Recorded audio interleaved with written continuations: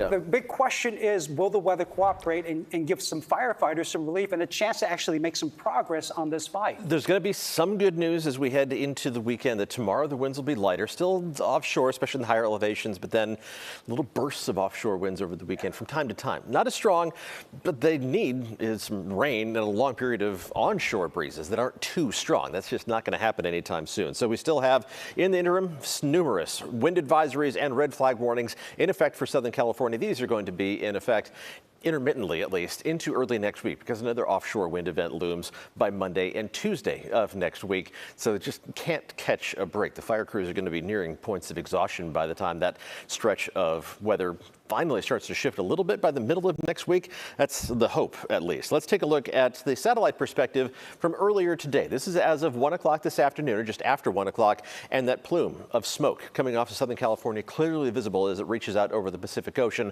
A lot of the smoke is blowing out over the Pacific, but not all of it, and that's a problem. Let's look at the monitor, and we're going to track the air quality as we head through the next 24 hours, as we are going to be seeing that becoming more of a problem as the fires continue to burn, as more smoke is injected into the atmosphere. So while there are going to be occasional breaks, especially whenever an onshore breeze does try to assert itself, the air quality is going to be in the unhealthy or even hazardous range. And think of the stuff that's burning. It's bad enough when wildfire smoke drifts into the Bay Area from vegetation fires, the vegetation that combusts. We don't need to breathe that. Your lungs don't want to breathe anything other than air.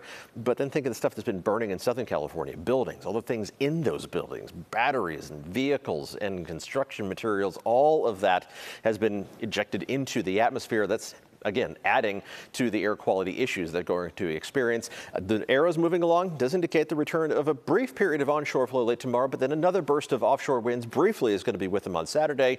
We're also going to get another little burst of offshore winds on Saturday, but our wind gusts Saturday and Sunday not going to be problematic, mostly in the 20 to 25 mile an hour range, a few gusts 25 to 30, and some of the peaks could have some 30 to 40 mile an hour gusts Saturday afternoon and evening, but that's short of the wind advisory threshold, and because, again, we're running at least close to normal, even on the low end of the spectrum in terms of rainfall, that's going to keep our fire threat at a minimum. Not necessarily zero, but at a minimum. Futurecast, the rain chances, it's trying to show a little bit of fog developing by tomorrow night into early Saturday and maybe condensing on a few surfaces, but that's not actual rain. We're going to be staying rain-free through at least the 7-day forecast, and the 2-week outlook, which I'll show you at 5:30, continues to look very dry as well.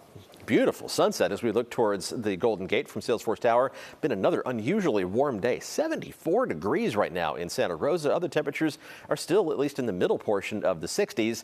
Those numbers are going to fall off as we head through the rest of tonight. Again, our winds aren't that strong.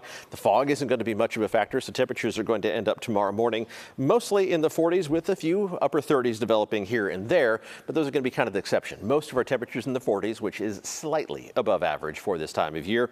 Temperatures tomorrow afternoon also above average, but not as far above normal as we were today. The biggest variation is going to be from Bodega Bay at 57 degrees to farther inland, where temperatures are going to reach up into the middle portion of the 60s. Again, for the coast, a mix of upper 50s and low 60s. Pretty much everybody else is going to be in the low to mid 60s and then upper 60s in the Santa Clara Valley, up to 68 degrees around San Jose. These numbers anywhere from 4 to 8 degrees above what's normal for this time of year.